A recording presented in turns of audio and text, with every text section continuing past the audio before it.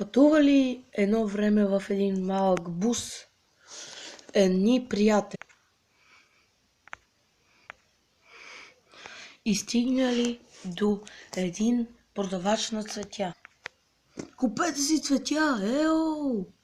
Шофьорът слязал да провери каква тази врява. Какво викаш, ей? Това не ти е 19 век. Тук сме свободна страна, баце, искаш ли цветя? Сега ще питам моите приятели. Момчета, искате ли цветя? И излязли приятелите на човека. Ей, бац, искаш ли цветя? Не. Ами ти, Зорк, искаш ли? Не. Иначе колко струват тия мърша и цветя? 15,99. Ай си ктир. Момчета, ай се махаме, това беше загуба на време. Така си е, така си е. Влизаме в буса. И нашите герои запалили жигулата и се махнали от този световар или някакъв си. Те пътували, накрая срещнали. На пътя им се изпречил човек с крава. Зорки излязал да провери. Ей, какво та крава е?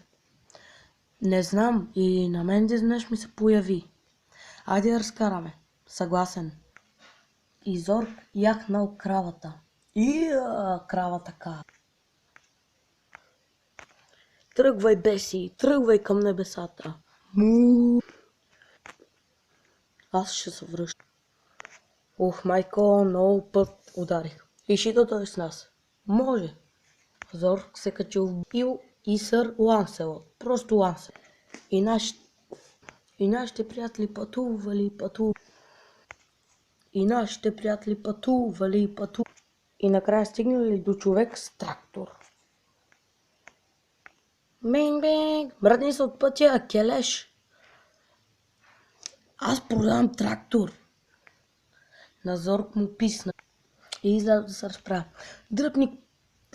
Дръпник трактора, бе, климбар. Ей, сега ще извикам мой приятел. Излязал и Ланселот. Дръпни трактора, бе! Няма. Излязал и Бумър. Дръпни трактора, иначе със сила. Окей, ай, дръпвам. И човека дръпнал трактора и се отместил от пътя. И така нашите герои продължили към своя път.